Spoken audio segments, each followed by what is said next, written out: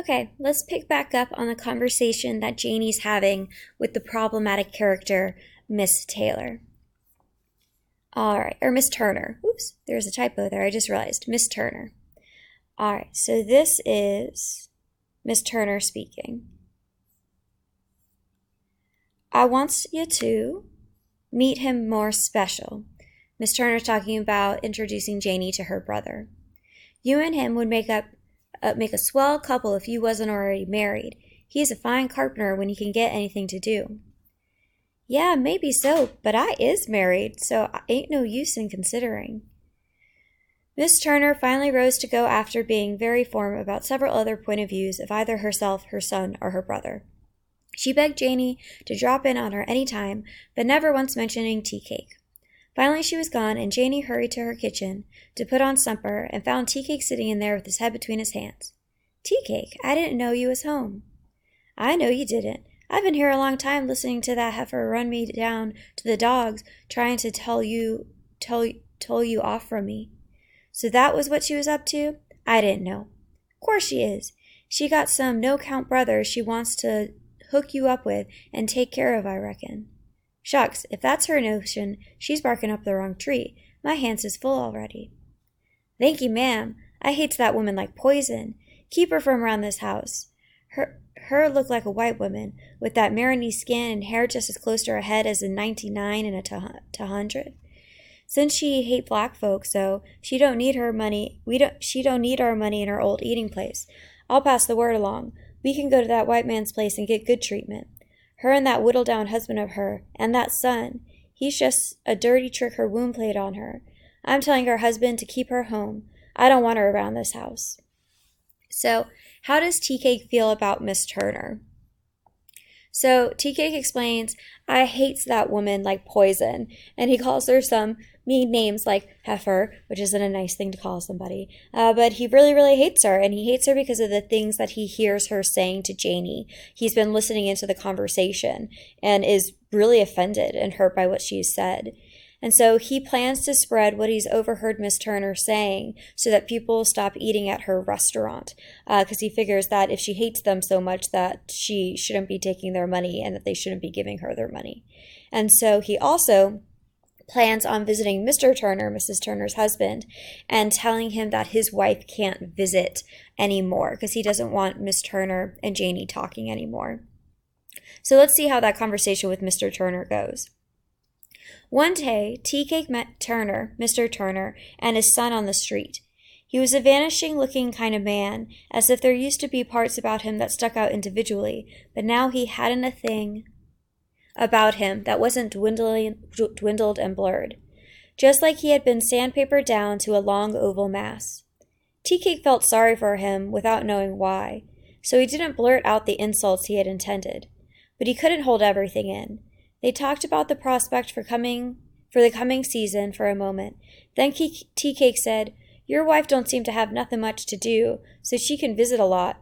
Mine got too much to do to go visiting, and too much to spend time talking to folks that visit her. My wife takes time for whatever she wants to do. Real strong-headed that way. Yes, indeed. He laughed, a high, lungless laugh. The chillins don't keep her in no more, so she visits when she chooses. The chillin? Tea Cake asked him in surprise. You got any smaller than him? He indicated to the son, who seemed around 20 or so. I ain't seen your others. I reckon you ain't, 'cause they all passed on before this one was born. We ain't had no luck at all with their chillin. We lucky to raise him. He's the last stroke of exhausted nature. So really quickly, what Mr. Turner is talking about is the fact that Miss Turner, she's had 6 children, but only one of her children has survived into adulthood. Mr. Turner gave his powerfulest laugh again, and Tea Cake and the boy joined in with him. Then Tea Cake walked off and went home to Janie. Her husband can't do nothing with that butt-headed woman. All you can do is treat her cold whenever she come around here.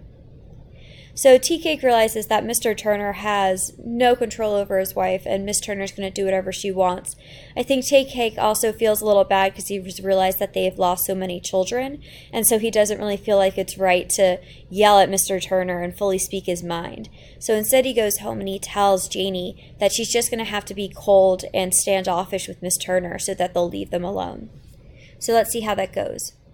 Janie tried that, but short of telling Miss Turner bluntly there was nothing she could do to discourage her completely. Miss Turner felt honored by Janie's acquaintance, and she quickly forgave and forgot snubs in order to keep it. Anyone who looked more white-folkish than herself was better than she was in her criteria. Therefore, it was right that she should be cruel to her at times, just as she was cruel to those who were blacker than herself in direct ratio to their blackness. Like the pecking order in a chicken yard, insensate cruelty to those who can whip and groveling submission to those who can't.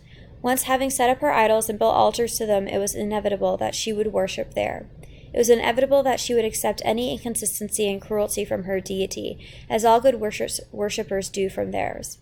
All gods who receive homage are cruel. All gods dispense suffering without reason. Otherwise, they would not be worshipped. Through indiscriminate suffering, men knew fear, and fear is the most divine emotion. It is the stones for altars and the beginning of wisdom. Half-gods are worshipped in wine and flowers. Real gods require blood. So how does Janie try to get rid of Miss Turner? So Janie treats Miss Turner coldly and is even rude at times, but this doesn't bother Miss Turner. She essentially worships Janie like a half-god and believes that of course gods would treat people who are lesser than them poorly. And so she kind of doesn't notice the cold treatment, and when she does notice it, she doesn't care, and she actually thinks that it is the way that Janie should treat her, because she sees Janie as being better than her. And so why does Miss Turner put up with all this? One, it's because she worships Janie, and also because she hopes that by hanging around Janie, it will make her become more Caucasian. And we'll see later on this page that Hurston describes it as a fanaticism, where Miss Turner is obsessed with Janie and obsessed with the idea of becoming more white. And we know that fanaticism has really negative connotations to it. So again, we see Hurston criticizing Miss Turner's point of view.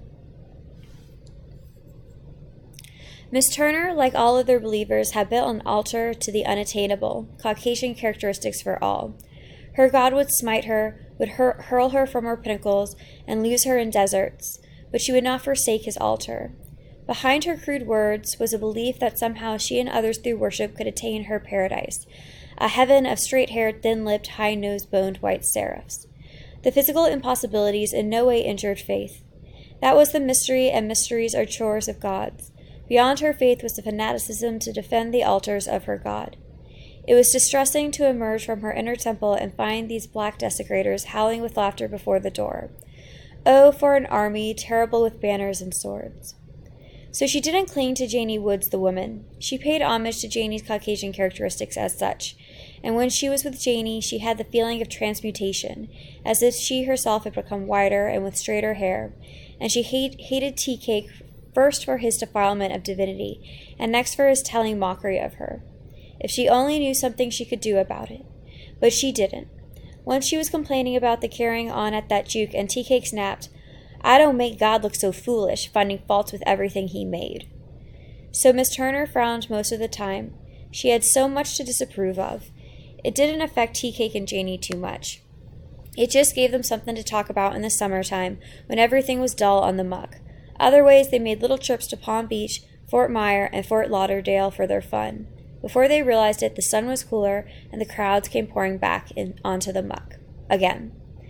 So Chapter 16 makes pretty severe criticisms of the problematic character Miss Turner. And Hurston, again, does this because she wants to make a political statement about whether she sides with kind of the people who are like-minded with Booker T. Washington or the people who are like-minded with W.E. Du Bois. And she picks Booker T. Washington's side. And she had done a lot of other writing in this time to kind of make her argument that all people in the black community were equally deserving of the same education, the same professions, and the same access to wealth. And so we see that in this chapter, and we're going to see a little more of this in the chapters to come, where Tea Cake kind of goes after Miss Turner for the terrible things that she's saying. And we'll see what happens in the future chapters. I'll see you there. Bye.